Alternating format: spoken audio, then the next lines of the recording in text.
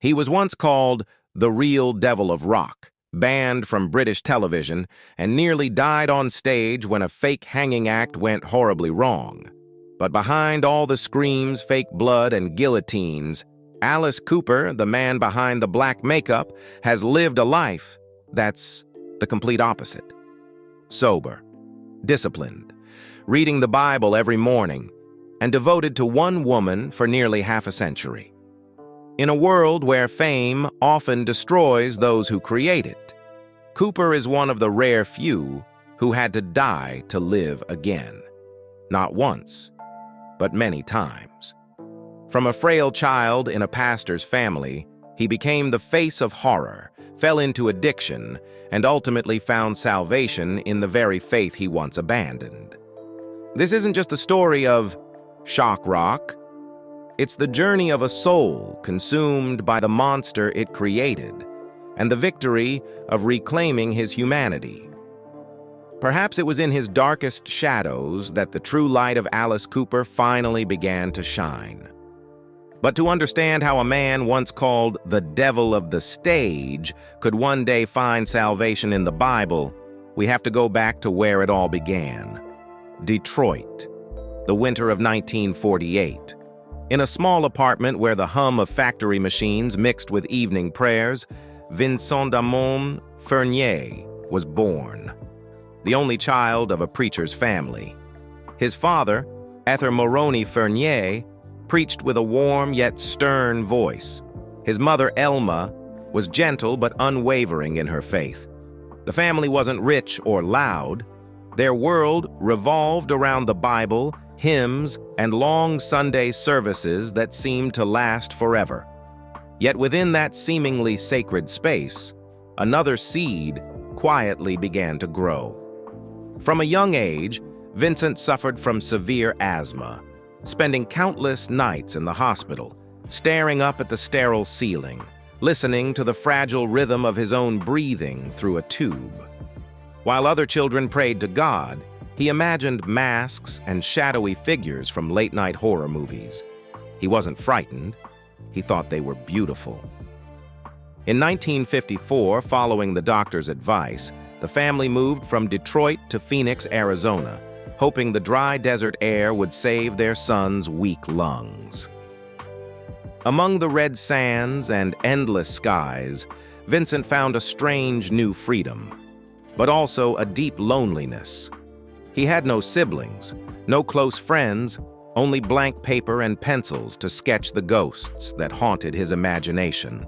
By 1964, as Beatlemania swept across America, the skinny 16-year-old student from Cortez High decided he wanted to be a rock star, though none of his friends could actually play an instrument. They called their band the Earwigs, stepping onto the stage with cardboard guitars and a parody act so ridiculous the audience burst into laughter. But when the show ended, the applause was real. For the first time, Vincent felt seen. From that laughter, a door opened. Over the next few years, the Earwigs became the Spiders, then the Naz, rehearsing in a friend's garage and slowly turning fantasy into sound. The music wasn't great, but the ambition was fierce. If we can't play better than them, we'll make sure they can't look away. Then, one night in 1968, as the band debated yet another name change, Vincent blurted out two words that sounded oddly innocent: Alice Cooper. The name felt like something out of a twisted dream, sweet yet sinister, ordinary yet dangerous. The group laughed, then decided to keep it. No one realized it would become the turning point, the moment a preacher's son would transform into the man who gave the world nightmares. Because from the moment that name was spoken aloud, Vincent Damon Furnier began to disappear, and Alice Cooper was born. It all began on February 9th, 1964, the night America held its breath before a black and white television screen. The Beatles appeared on The Ed Sullivan Show, and with John Lennon's first toss of his hair, Vincent Furnier's world collapsed and was reborn. Among the screaming fans, the teenager from Phoenix sat frozen. Music was no longer something you listened to. It was something you lived. And in that instant, Vincent knew. If he couldn't sit in church, he would stand on stage. He and his school friends formed the Earwigs, a joke band with no instruments, no skills, only cardboard guitars and reckless courage. Yet strangely, the audience didn't leave. They laughed, they cheered. And Vincent realized that charisma didn't lie in sound, but in presence. From that prank, the Earwigs evolved into the Spiders, a real band playing real music. They mixed raw garage rock with a chaotic psychedelic edge, creating the wild desert sound of Arizona. Their first single, Don't Blow Your Mind, 1966, was just a local hit, but for those young Arizona kids, it was a declaration of rebellion. The guitars were rough, the drums uneven, and Vincent's voice was hoarse. Yet it carried a fire that the polished radio waves of the time had never known. In 1967, the Spiders changed their name to the Nazz and decided to take a leap of faith, leaving Phoenix for Los Angeles. It was a crossroads between dreams and disaster. In the city of fame and forgetfulness, they slept in cars, ate instant noodles, and played smoky bars where the crowd was drunk but never listening. But at the Cheetah Club, they became the house band, performing between sets by the Doors, Janis Joplin, and the Byrds. Each night they watched Jim Morrison scream like a man possessed. Janis stumbled drunkenly before throwing down her microphone. And Vincent realized rock wasn't about skill, it was about pain.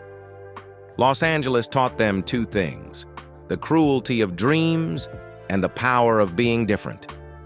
And it was there, under dim lights and the stench of cheap whiskey, that a wild idea began to form. If music couldn't scare people, then maybe images could. No one in the band fully understood what Vincent was planning. But a few months later, that idea would give birth to a name the world would never forget. Because what lay ahead was no longer just a young garage band.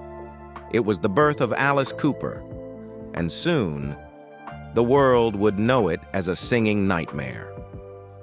When they left Phoenix for Los Angeles, the band was still called the Nazz, until fate intervened. Another group led by Todd Rundgren had already claimed the name. During a hasty late-night meeting, amid cheap beer and cigarette smoke, Vincent Furnier suddenly blurted out, "Alice Cooper." There was no seance, no demon summoning, no prophecy, just a backwards flash of inspiration. A sweet name for something terrifying. From that moment, everything changed. Alice Cooper was no longer just a desert garage band. It was an idea, a persona, a living embodiment of the distorted dreams inside Vincent's mind. Alongside the GTOs, the eccentric female performance troupe and friends of Frank Zappa, they sculpted the new image. Torn leather, lace underwear, and smudged black eyeliner like tears after a nightmare. A face both male and female, seductive yet disturbing. In a city overflowing with flowers and peace, they chose to become the sick girl of the flower power era, its dark, mocking mirror. Their beauty wasn't in melody, but in discomfort. Audiences booed, threw bottles, walked out mid-show. But Frank Zappa, the avant-garde mastermind behind Straight Records, saw something in their chaos. He signed them and brought in Shep Gordon, a young, sharp-minded manager who would turn Alice Cooper into a global brand. Then, in 1969, the debut album Pretties for You was released. Not a collection of songs, but a hallucination pressed onto vinyl. Jarring guitars, off-key vocals, impossible rhythms. Critics called it a psychedelic disaster. Yet that distortion laid the foundation for what would later be known as shock rock. The press mocked them. Radio stations refused to play them. But in Detroit, The Steel City cracking under injustice and rage, people heard something real in those screams, something California's Golden Gloss could never fake: anger. And Vincent, or rather Alice, began to feel the line between himself and the character start to blur. Each night he darkened the eyeliner, each performance took him further away from who he once was. When their next album, Easy Action, flopped, Shep Gordon made a bold suggestion: leave Los Angeles, head for Detroit, a city that didn't care about perfection, only power. No one knew it then, but that decision would open the gates to an entirely new era. And it was there that Alice Cooper would first be called a monster by the entire world. Then Detroit opened the door to destiny. Here, amid the smoke of steel and the roar of engines, Alice Cooper finally found his audience, the lost children of an industrial world, desperate for a sound loud enough to shatter the silence. A young Canadian producer named Bob Ezrin appeared like the missing piece.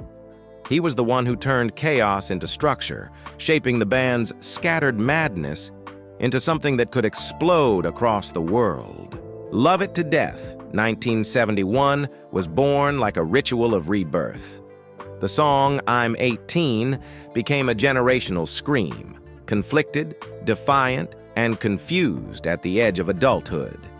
When Vincent, now fully transformed into Alice, howled, "I'm 18 and I don't know what I want," it wasn't just a lyric, it was a manifesto. The song broke into the Billboard Top 40, transforming Alice Cooper from a freak show joke in Los Angeles into a rebellious icon of early 70s America. The storm didn't stop there. Killer 1971 became the gospel of fear, sharp, violent, and brimming with deadly energy. Then School's Out, 1972, detonated as a cultural explosion, a punk anthem before punk even existed. It blared from every schoolyard, was banned on radio, yet became the song that killed obedience. And Billion Dollar Babies, 1973, was the commercial summit, hitting #1 in both the US and the UK, selling over 3 million copies, proving that even fear could be turned into a luxury commodity. On stage, Alice Cooper turned music into theater, the theater of death. Guillotines dropped for real, live snakes wrapped around his neck, electric chairs smoked, fake blood sprayed, and baby dolls were decapitated. Parents were horrified, churches were outraged. Teenagers screamed in ecstasy, seeing in him the voice of their suffocation. When asked why he did it, Cooper simply said, "I like to make parents angry." Ironically, that outrage became the most effective publicity campaign he could ever have asked for. By 1973, cities across the UK banned his shows, and television stations refused to air his videos. But the more they banned him, the bigger he became, an unstoppable phenomenon. Every concert was a visual riot, every album a new declaration of freedom and darkness. Yet, as the spotlight blazed its brightest, the first cracks began to show. Amid the cheers, the millions of dollars, and the worship, Alice Cooper started to lose Vincent Furnier. And when the curtain fell, no one, not even he, knew who was standing behind that makeup anymore. At the height of fame, Alice Cooper learned a brutal truth. When you play with death long enough, sometimes death plays back. In 1969, during a performance at the Toronto Rock and Roll Revival Festival, a seemingly small incident turned into a worldwide scandal. Someone in the crowd threw a live chicken onto the stage. Unaware that chickens couldn't fly, Cooper, still deep in his madman persona, tossed it back toward the audience. The crowd, thinking it was part of a blood ritual, tore the bird apart right before his eyes. By the next morning, headlines screamed, "Alice Cooper sacrifices live animals on stage." Within 24 hours, the name Alice Cooper no longer belonged to an artist. It belonged to sin itself.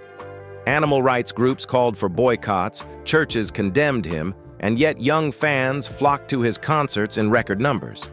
They didn't come to listen. They came to see whether the devil was real. That hysteria didn't just consume the audience, it began to consume Alice himself. Night after night, the shows grew more extreme.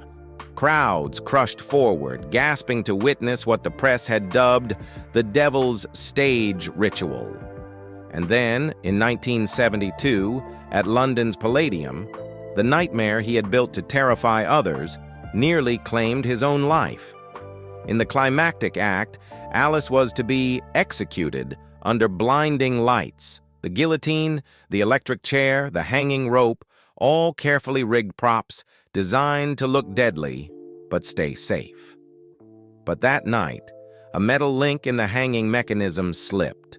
The rope tightened, for real. In seconds, Cooper couldn't breathe. His eyes bulged, his face turned purple. Yet the audience roared, thinking it was his most brilliant performance yet. Only when the crew realized he was no longer moving did panic erupt backstage. The show stopped abruptly as Cooper was pulled down, unconscious, leaving thousands unsure whether they had just witnessed art or murder. The rumor spread overnight. Alice Cooper died on stage and came back to life. After that near death, the entire crew rewrote their safety rules. Every prop, every rope, every blade was checked 3 times before a show. No one dared to joke with death again, not even Alice.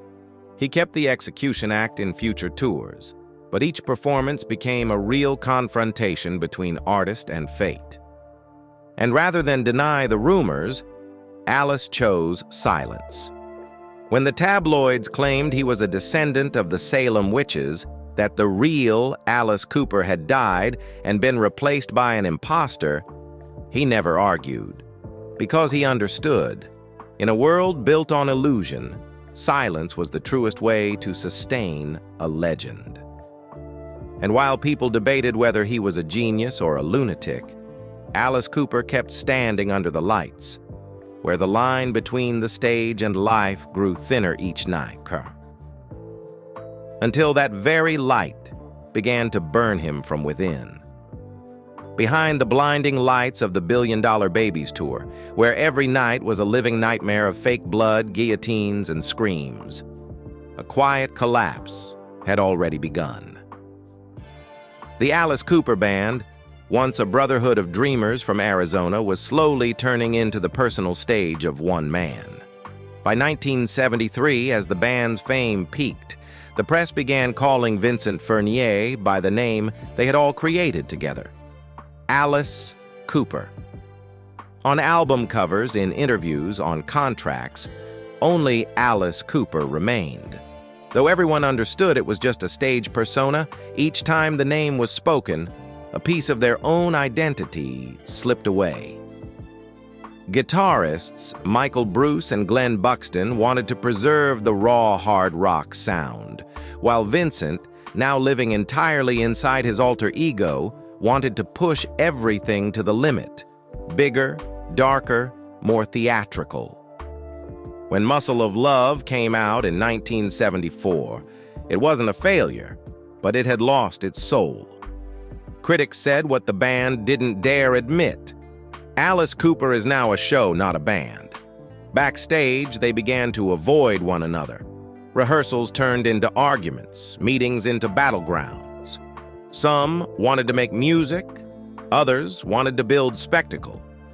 Amid the noise, only the name remained, and that name was now tearing them apart.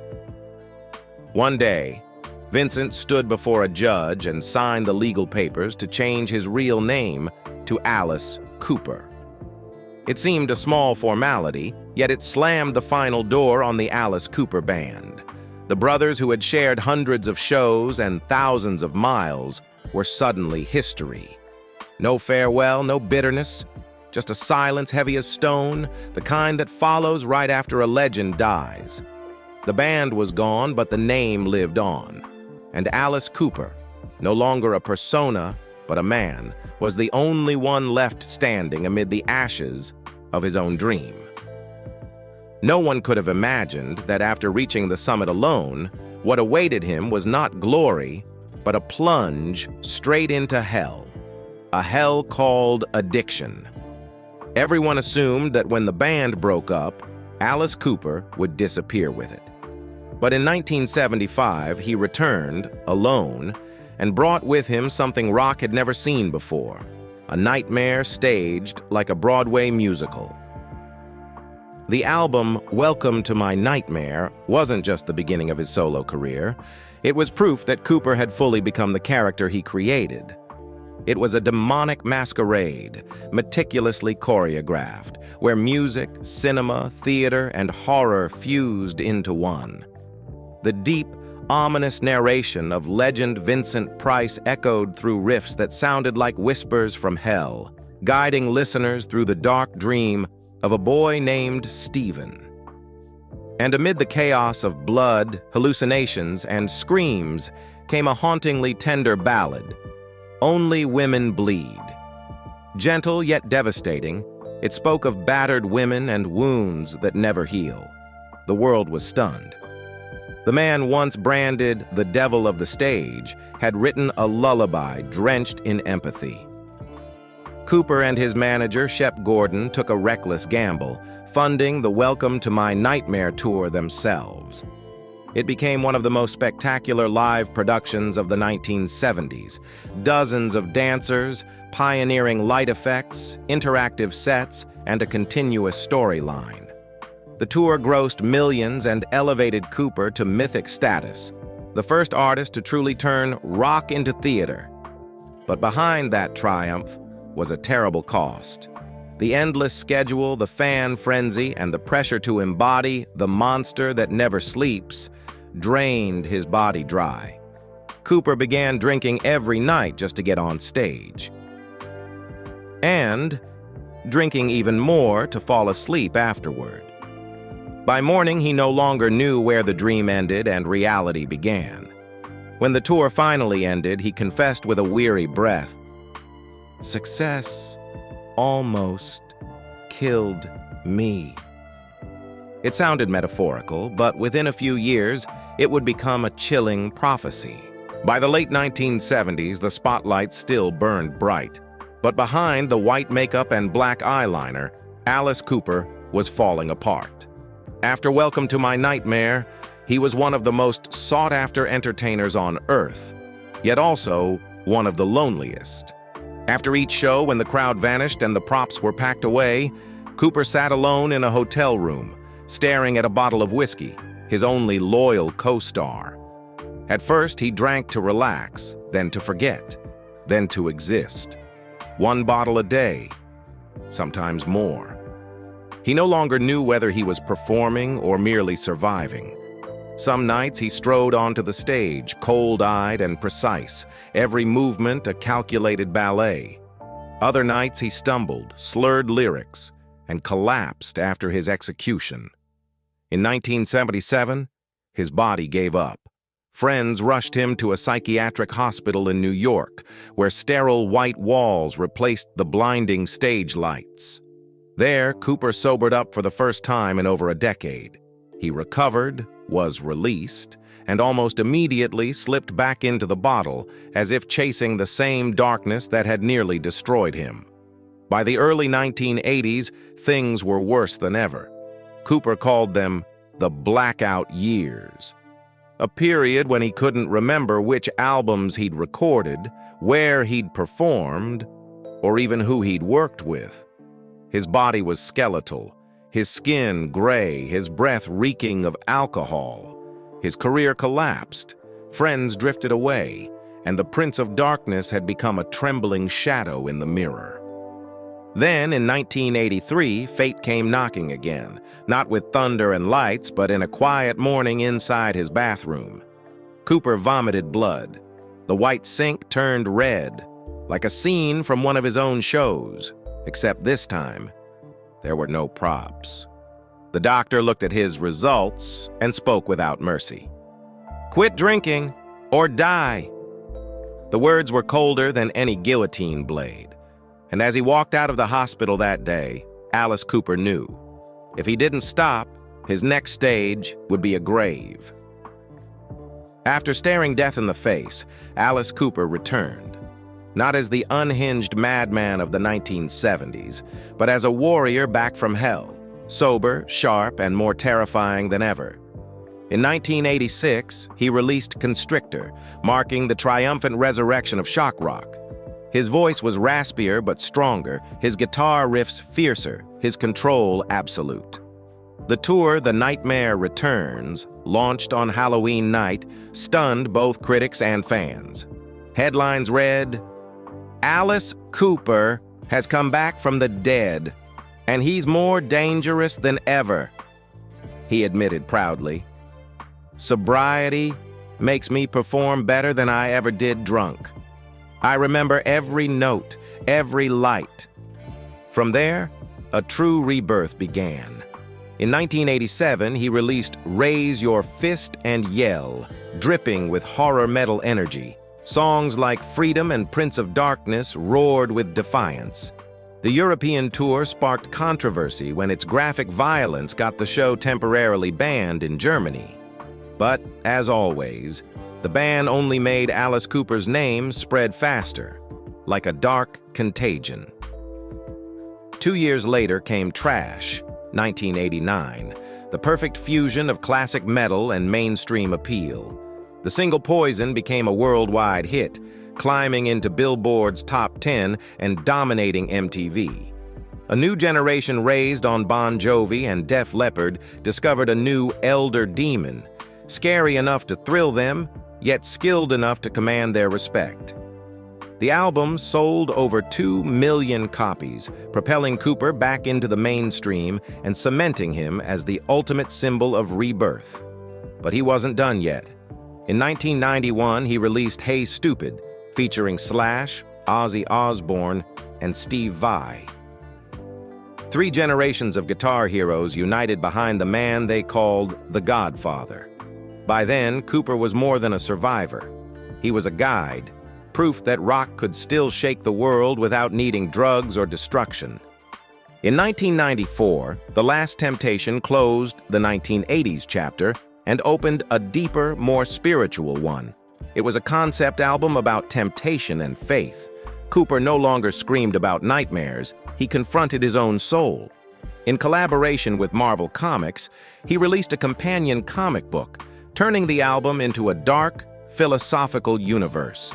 Critics called it a work of faith disguised as rock. After 2 decades living between demons and divinity, Alice Cooper finally found balance between hell and redemption. Yet behind that reborn light, there was still one thing he hadn't fully faced: the woman who had almost left him forever. As the new century began, while most of his contemporaries had retired or faded away, Alice Cooper found a new purpose, not as a shock artist, but as a mentor. He became a guide, a father figure for a new generation of rockers, those who grew up with Poison and learned the art of performance from his controlled madness. In the 2000s, Cooper formed Hollywood Vampires with Johnny Depp and Joe Perry of Aerosmith, a tribute project to honor fallen friends: Keith Moon, John Lennon, Jim Morrison. It wasn't just a band, it was a living ritual, a seance in sound. Each concert was a greeting to the past, a handshake between legends and their heirs, with Cooper, silver-haired and smoke-voiced, acting as the priest reading the final rites for a vanished generation. At the same time, he launched his radio show Nights with Alice Cooper, where every evening he told behind-the-scenes stories of rock history, witty, ironic, yet full of compassion. No one else could talk about The Who, Hendrix, or Bowie with such intimacy, because he had been there, survived it, and returned. The media called him rock and roll's storyteller who died and came back to life. And even as a living legend, Alice Cooper never stopped. At 69, he released Paranormal 2017, which unexpectedly hit the top 5 in Germany and the UK, one of his most successful albums since Trash. Songs like Paranoiac Personality and Fallen in Love proved that Cooper still wielded the same sharp edge, now tempered by the clarity of survival. In 2021, he came home with Detroit Stories, an album paying tribute to the city of his origin, the steel dust and motor oil that had forged his sound. Rolling Stone called it a return both nostalgic and defiant, where Cooper sang of the city that once saved him, no longer as a rebel, but as a prodigal son bowing in gratitude. Then came Road, 2023, a love letter to his longtime live band. No session players, no digital polish, and everything recorded live, so the music still has human breath. Every drum beat, every riff carried real sweat, real pulse. After nearly 6 decades, the man once branded the Devil of Rock now stands tall. A 70-something holding a microphone, smiling at the crowd, still breathing fire. Yet behind that smile, when the lights go out and the arena fades to silence, he can still hear the echoes of the friends who are gone, the very souls he now sings for. Music brought him back once, but it was love that saved him for good. When the stage lights went dark and the eerie howls faded into the speakers, Alice Cooper returned to the woman who had walked with him through both the light and the shadows, Cheryl Goddard. They met in 1975 in a world blazing with spotlights and thick with cigarette smoke, when Alice Cooper stood at the peak of both fame and darkness. Cheryl Goddard, just over 20 at the time, was a young dancer in the Welcome to My Nightmare production, his first rock horror musical. While the audience saw only the stage devil, with white makeup and a snake around his neck, Cheryl saw a shy man who spoke softly, smiled awkwardly, and always apologized when he bumped into someone backstage. Amid the flames, the screams, and the blood-splattered props, their love blossomed with a strange gentleness. She would stay after rehearsals to wipe the sweat from his brow, and he would sit quietly watching her dance, as if he had found the only pure thing left in the chaotic world he himself had created. They married in 1976 in a small ceremony. No guillotine, no snake, no black backdrop. Just a ring and a simple promise. We'll live through every nightmare together. But the real nightmare wasn't on stage. When the lights went out, Alice became Vincent again, and Vincent started to drink. Grueling tour schedules and crushing pressure turned whiskey into his only ally.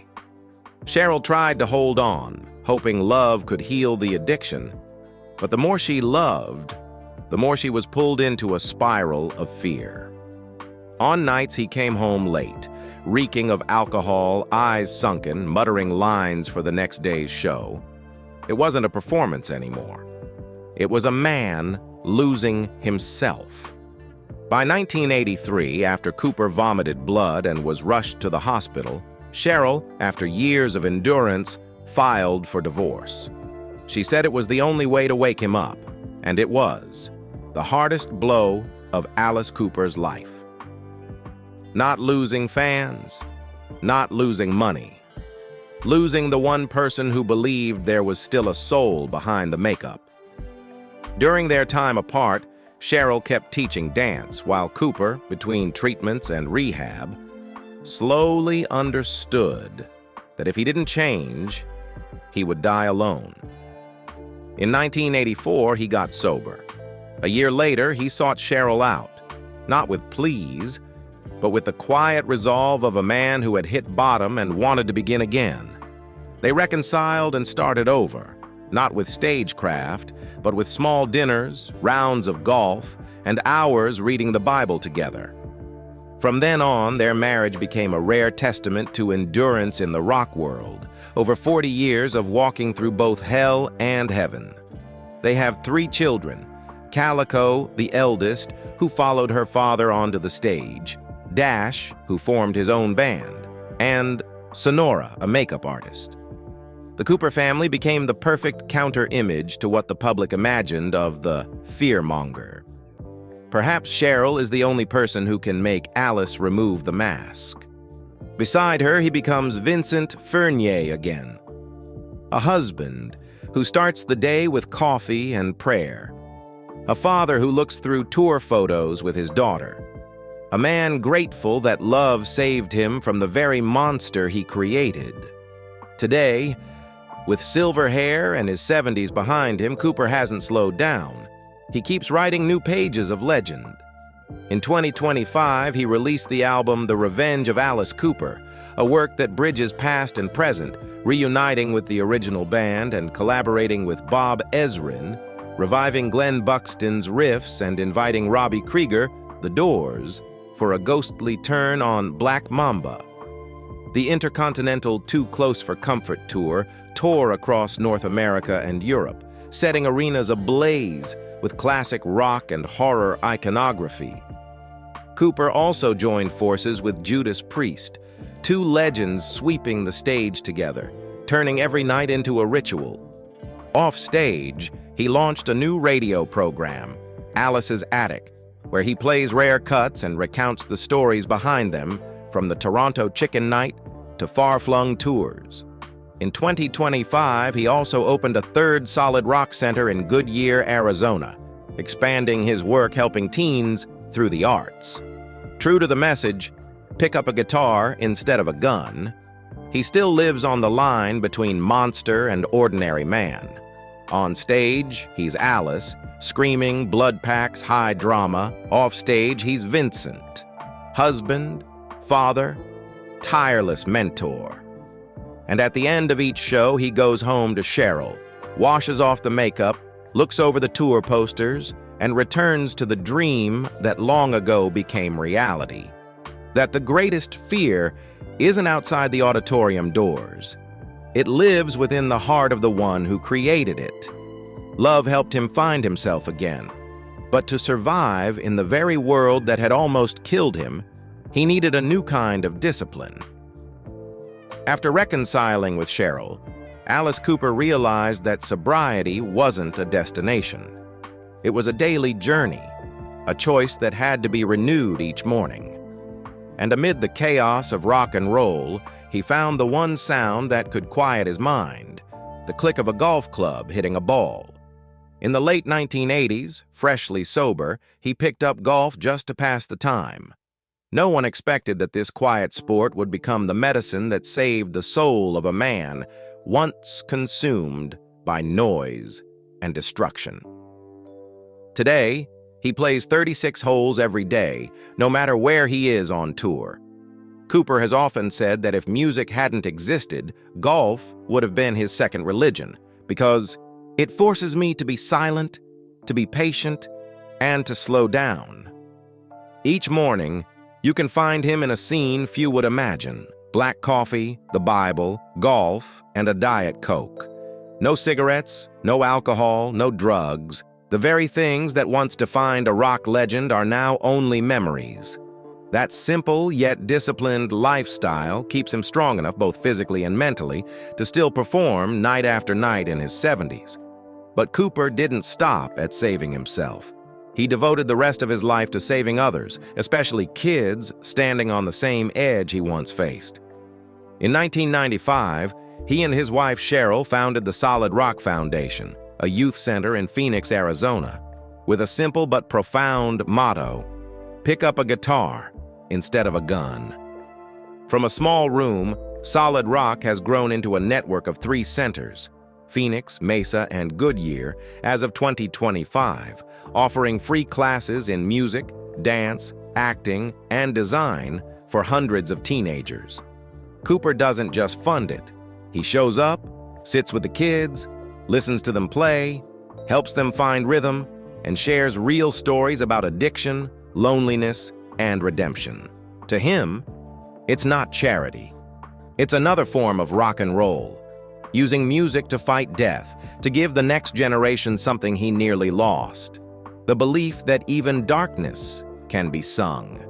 And so, after half a century of spreading fear on stage, Alice Cooper now spends the twilight of his life spreading hope in the real world.